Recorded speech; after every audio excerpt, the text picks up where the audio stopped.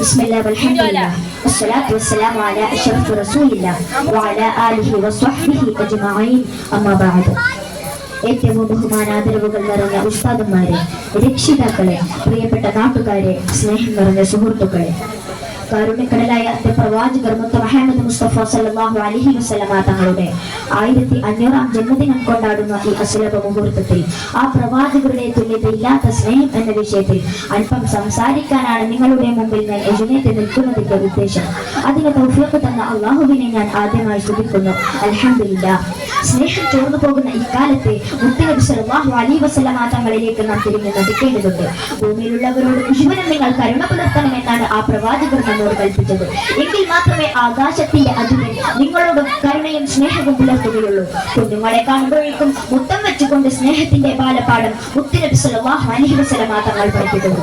പെൺകുട്ടികളോട് നീതി പുലർത്തുവാനും മുതിർന്നവരെ ആദരിച്ച് സ്വർഗം നേടുവാനും ആ പ്രവാചകർ നമ്മോട് കൽപ്പിക്കുന്നു. യാത്രക്കാരനെയും അനാഥാരനെയും ദുർബലനെയും തന്നോട് ചേർത്ത് നിർത്തി.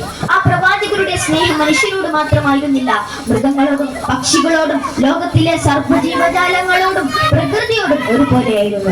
ഇങ്ങനെ സ്നേഹത്തിന്റെ 1000 ഉപദേശങ്ങൾ മാനവ സമൂഹത്തിന് വേണ്ടി മുത്തുനബി സല്ലല്ലാഹു അലൈഹി വസല്ലമ തങ്ങൾ സമ്മാനിച്ചു. ശത്രുക്കളെ പോലും സ്നേഹിച്ചിരുന്ന ആ പ്രവാചകർ ലോകം കണ്ട ഏറ്റവും വലിയ സ്നേഹനിധിയാണ്. ആളുകളെ ഇസ്ലാമിലേക്ക് ക്ഷണിച്ചതിന്റെ പേരിൽ നാട് കടത്തുകയും കല്ലേറേൽക്കുകയും അന്നവും പാണ്യവും നൽകാതിരിക്കുകയും ഒട്ടകത്തിന്റെ കുടൽമാല വരെ കഴുത്തിൽ ചാർത്തുകയും ചെയ്തു. എന്നിട്ടും തന്റെ ശത്രുക്കൾ ദുരിതത്തിലാണെന്നറിഞ്ഞപ്പോൾ 5000 സ്വർണ്ണ നാണയങ്ങൾ അവർക്ക് അയച്ചു കൊടുത്തു. ഒരു പ്രാവിന്റെ കുഞ്ഞിനെയും നോവിക്കരുതെന്ന് പഠിപ്പിച്ച കുരുവിയേക്കാൾ നിസ്സാരമായ ഒരു ജീവിയെയാണ് ഒരാൾ കൊല്ലുന്നതെങ്കിൽ അവൻ ഉത്തരം പറയേണ്ടി വരുമെന്നും ആ പ്രവാചകർ നമ്മോട് കൽപ്പിക്കുന്നു. സഹോദരങ്ങളെ, സ്നേഹം കൊണ്ട് ലോകം കീഴടക്കാൻ സാധിച്ച ഒരു നേതാവുണ്ടെങ്കിൽ അത് അന്റെ പ്രവാചകർ അഷ്റഫുൽ ഖൽഖ് റസൂലുള്ളാഹി സ്വല്ലല്ലാഹു അലൈഹി വസല്ലമ തങ്ങൾ മാത്രമാണ്.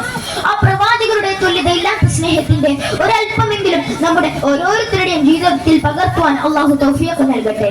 ആമീൻ. ഇത്രയും പറഞ്ഞുകൊണ്ട് ഞാൻ എന്റെ ഈ പ്രസംഗം വിരമിപ്പിക്കുന്നു. വആഖിറു ദഅ്വാനാ അൽഹംദുലില്ലാഹി റബ്ബിൽ ആലമീൻ. അസ്സലാമു അലൈക്കും വറഹ്മത്തുള്ളാഹി തആല വബറകാതുഹു.